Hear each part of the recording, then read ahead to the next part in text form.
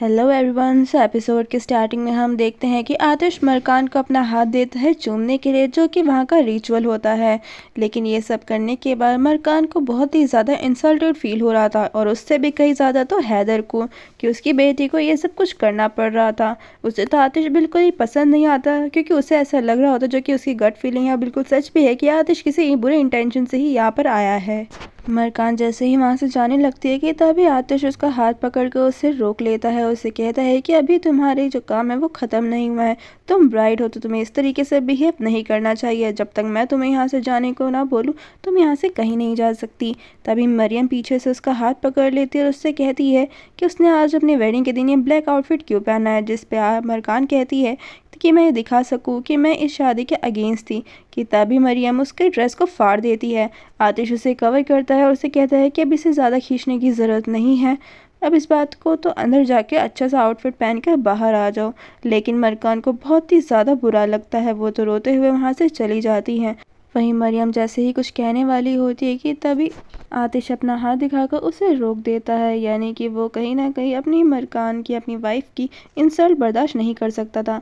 वहीं मरकान अंदर रूप अपनी सारी ड्रेस को फाड़ देती है। तभी दीमत आती है उसे संभालने के लिए।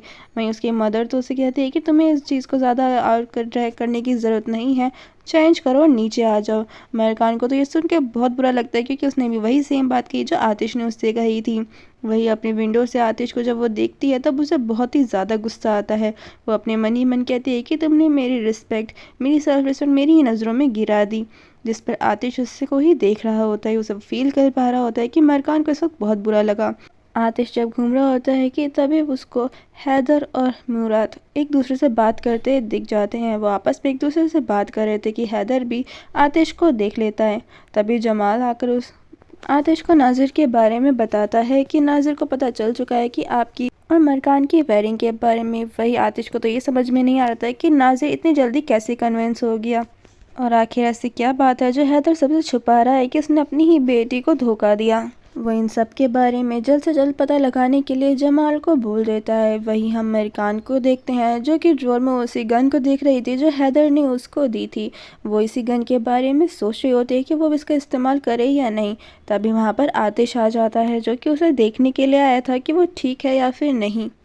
मरकान उससे कहती है कि अब तुम यहाँ पर क्यों आए हो, मेरी और बेइज्जती करने के लिए? क्या जो हुआ नीचे वो काफ़ी नहीं था?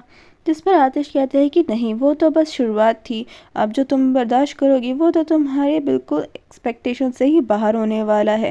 वो इशारों ही इशारों में समझाने की कोशिश करता है कि अब वो उसकी वाइफ है, तो उसे अब अपनी वाइफ वाली रिस्पॉन्सिबिलिटीज़ तो उठानी ही पड़ेगी।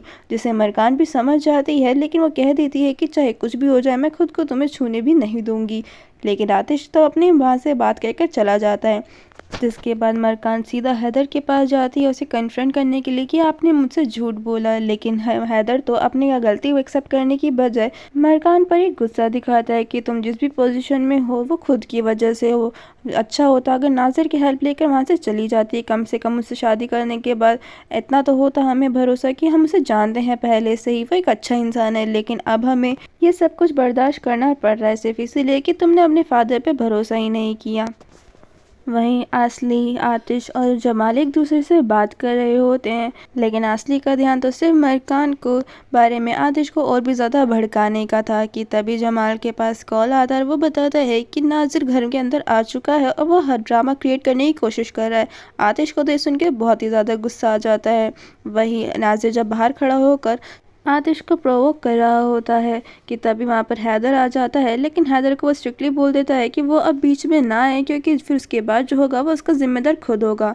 तभी आतिश भी वहाँ पर आ जाता है, लेकिन आतिश इससे पहले कुछ बोले मरकान नाजिर से बात करने की कोशिश करती है, लेकिन आतिश स्ट्रिक्टली बोल देता है कि तुम इन सब मैटर से दूर हो, तुम उसका नाम तक नहीं लोगी। आतिश नाजिर को कन्फ्रंट करता है और कहता है कि अब वो मरकान से दूर रहे, क्योंकि अब वो उसकी वाइफ है और उसके बारे में ख्याल तक ना लेकर आए।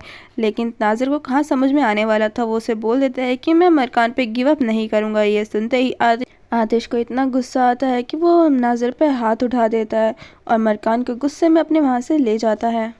पर मरकान ने अंदर से रूम को लॉक कर दिया था, लेकिन आतिश इतने गुस्से में था कि वो दरवाज़ा ही तोड़ देता है। वही जमाल आसली को अपने साथ ले जाता है, क्योंकि आसली को ऐसा लग रहा था कि अब आतिश और मरकान दोनों एक दूसरे का नाइट स्पेंड करेंगे। वहीं आतिश रूम में एंटर होते ही मरकान को काफ़ी गुस्से से देखता है और उसे स्ट्रिक्टली ऑर्डर देता है कि वो अब नाजिर का नाम तक नहीं लेगी, ना ही उससे किसी तरह का कांटेक्ट करने की कोशिश करेगी, ना ही उससे बात करेगी। इवन वो इस घर से ही बाहर उसकी परमिशन के बिना नहीं जाएगी। लेकिन मरकान उसकी सारी बातें मानने से साफ साफ इनकार कर देती है और कहती है कि तुम मेरे हस्बैंड की तरह प्रिटेंड मत करो, हम कोई रियल हस्बैंड वाइफ नहीं है, और अगर मैं तुम्हारी वाइफ हूँ भी तो सिर्फ 187 डेज़ के लिए।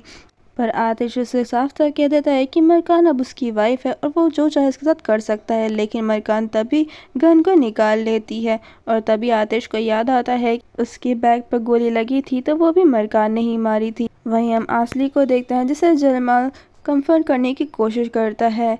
जमाल उससे कहता है कि प्लीज़ तुम थोड़ा धीरे बोलो वरना कोई सुन लेगा, लेकिन आसली कहती है कि सुनने दो, मैं भी अंदर ही अंदर घुट घुट के जी रही हूँ, तुम नहीं समझ सकते कि मुझे कैसा फ़ील हो रहा है इस वक्त। लेकिन जब उसे तो ये पता ही नहीं था कि जमाल उससे कितना ज़्यादा प्यार करता है। वो उसे कहता है कि तुम जितना चाहे उतना रो सकती हो मेरे सामने। ये सुनते ही आसली उसे गले लगा लेती है। वहीं हम आतिश को देखते हैं जो मरकान के हाथ में गन थी उसे अपने दिल में लगा लेता और कहता है कि अब तुम गोली मारो, शायद अब मैं ज़िंदा नहीं बचूंगा, इसकी गारंटी देता हूँ। लेकिन मरकान शूट कर ही नहीं पाती।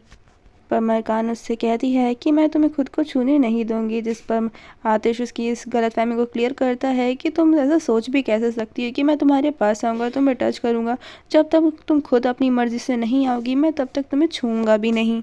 ये कहकर वो वहाँ से चला जाता है। बाहर जाने के बाद जमाल उसको आकर बताता है कि तुम बिल्कुल सही कह रहे थे। हैदर और मुराद नाजिर से जब लास्ट टाइम मिले थे तब नाजिर ने उसको कोई वीडियो दिखाई थी, जिसके बाद हैदर ने उस सभी बातों को एक्सेप्ट कर लिया था।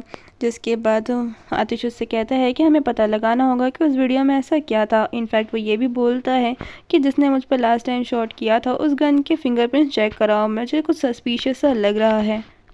आतिश सारी रात भर बैठकर सिर्फ मरकान को देख रहा था। वहीं मरकान की जब आँख खुलती है तब उसे रियलाइज़ ही नहीं हुआ था कि वो कब सो गई थी। इनफैक्ट तो ये सोच रही होती है कि आतिश के रहते हुए वो कैसे सो सकती है। जब आतिश वॉशरूम में जाता है तो वो बच्चों की तरह पहले जाने की ज़िद करती है और वहाँ पर उसे चली जाती है।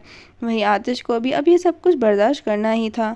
वहीं हम नाजिर को देखते हैं जो कि बहुत ही ज़्यादा गुस्से में भरा बैठा था। वो तो मुराद को जान से ही मार देता, पर मुराद उससे कहता है कि तुम फिक्र मत करो, बस मुझे एक लास्ट चांस दो, मैं मरकान को खुद कन्विंस करूंगा ताकि वो तुमसे शादी कर ले। अब नाजिर जैसे ये बात सुनता है तब वो मुराद को एक लास्ट चांस देने के लिए मान जाता है। नेक्स्ट सीन में हम अरकान को देखते हैं जो कि रेडी हो चुकी थी कि तभी आतिश ही बाहर आता है शर्टलेस। उसे तो ये सब कुछ टॉलरेट ही नहीं हो रहा था, इसीलिए वो आतिश से बात करती है कि हम दोनों एक दूसरे को पसंद नहीं करते तो क्यों ना हम अलग अलग रूम में रहें, जिससे हमारी ये लाइफ थोड़ी सी इजी हो जाए ये डेज़ निकालना। लेकिन आतिश इसके लिए साफ साफ मना कर देता है। अब जैसे ही आतिश वहाँ से जाता है कि तभी मरियम आ जाती है मरकान का जीना दुखी करने के लिए। वो उसे उसकी वाइफ की रिस्पॉन्सिबिलिटीज़ याद दिलाती है कि अब तुम उसकी वाइफ हो तो उसका ध्यान रखो, उसकी केयर करो, वो सब करो जो एक आइडियल वाइफ करती है। लेकिन मरकान को ये सब सुनने में बिल्कुल भी इंटरेस्ट नहीं था। वो वहाँ से चली जाती है कि तभी एंट्री होती है एक नई कैरेक्टर की, जो कि कौन है ये हमें आने वाले एपिसोड्स में ही पता चलेगा। वहीं हम जमाल को देखते हैं जो कि आतिश को बताता है कि तुम्हारा शक बिल्कुल ठीक था, उस गन पर मरकान के फिंगरप्रिंट्स नहीं थे, सिर्फ और सिर्फ मुराद के थे। इसलिए आतिश समझ जाता है कि जिसने उस पर फायर किया वो मरकान नहीं थी, और इस बात का उसे मरकान पे बहुत ही ज़्यादा गुस्सा आता है कि वो उसका हाथ पकड़कर उसे रूम में ले जाता है। जिसके बाद वो अपने शर्ट एक एक करके अनबटन करता रहता है और मरकान समझ नहीं पाती कि वो उसके साथ क्या करने वाला है। और इसी के साथ हमारे इस एपिसोड का एक्सप्लेनेशन यहीं पर ही ख़त्म होता है गाइस। जाने से पहले मेरे चैनल को ज़रूर सब्सक्राइब करिएगा। Thanks for watching.